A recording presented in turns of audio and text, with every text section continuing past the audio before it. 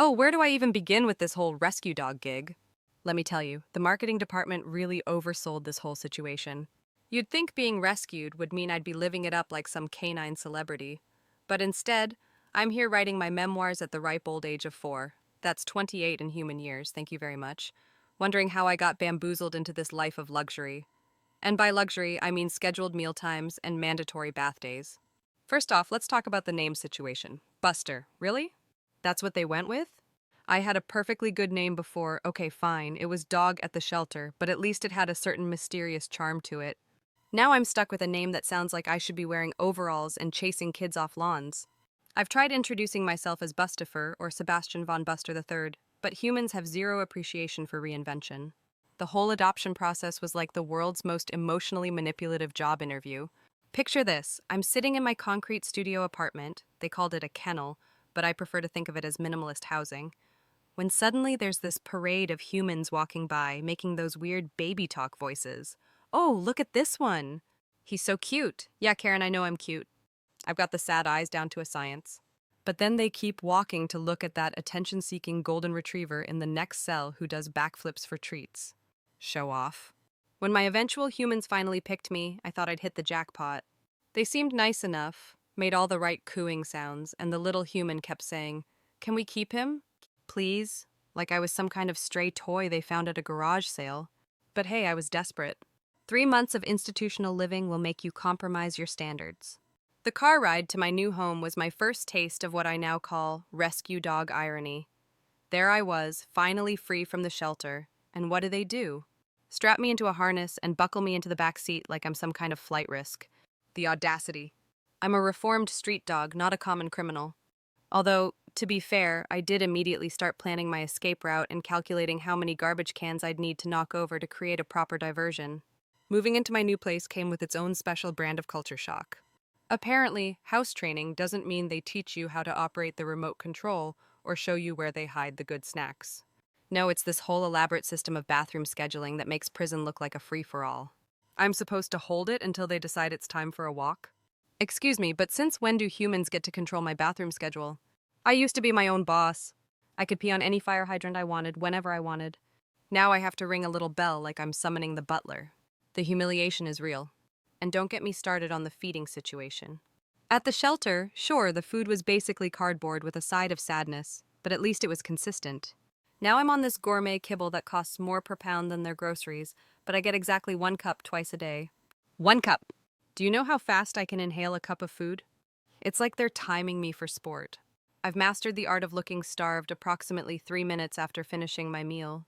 The key is in the eyes, wide, tragic, with just a hint of accusation that says, "How could you let me waste away like this?" The exercise regime is where things get really ridiculous. Apparently, I need enrichment and mental stimulation. So now I have more scheduled activities than a retirement home resident. There's the morning constitutional, mandatory, the afternoon energy burn, exhausting, and the evening decompression walk, redundant. Plus, they bought me approximately 47 different toys designed to challenge my mind. Listen, humans, I'm not applying to dog college. Sometimes I just want to chew something without it being a puzzle that requires a PhD in physics to operate. But the real kicker? The training classes. Oh, the indignity! There I am, a street-smart survivor who once outsmarted animal control for 3 months, sitting in a circle with a bunch of pampered poodles learning to sit and stay for tiny pieces of freeze-dried liver. The instructor, let's call her Susan because she definitely looks like a Susan, treats us like we're toddlers. Good boy, Buster? What a smart boy. Susan, I figured out how to open garbage cans with my nose while you were still trying to housebreak your last dog. The socialization aspect is its own comedy show. Apparently, I need to learn appropriate play behavior with other dogs. Excuse me, but I went to the school of hard knocks, not some fancy puppy kindergarten. When I try to establish proper dominance protocols with Mr. Fluffy McMansion dog at the park, suddenly I'm aggressive and need behavioral modification. Back in my day, we settled disputes with a good old-fashioned staring contest and maybe some strategic leg lifting. Now everything needs to be a positive interaction with clear communication signals. What's next? Canine couples therapy? The human's obsession with my tragic backstory is both amusing and exhausting.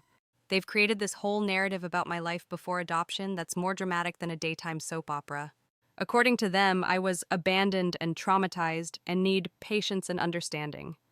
Look, Linda, I appreciate the sympathy, but I wasn't exactly living in a Charles Dickens novel. Sure, street life had its challenges, but I also had complete freedom, an all you can eat garbage buffet, and zero bedtime restrictions. Sometimes a dog just wants to acknowledge that trade offs exist without needing therapy about it.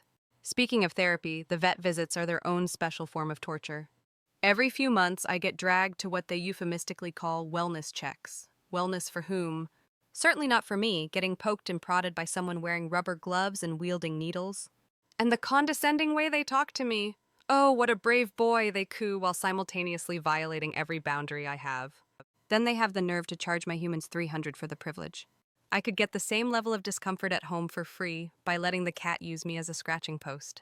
The grooming situation deserves its own chapter in this tragedy. Apparently, my natural rugged appearance isn't appropriate for family life. So now I get regular spa days that I definitely didn't sign up for. They wash off my carefully cultivated eau de garbage trim my nails, my weapons, and worst of all, they clean my ears.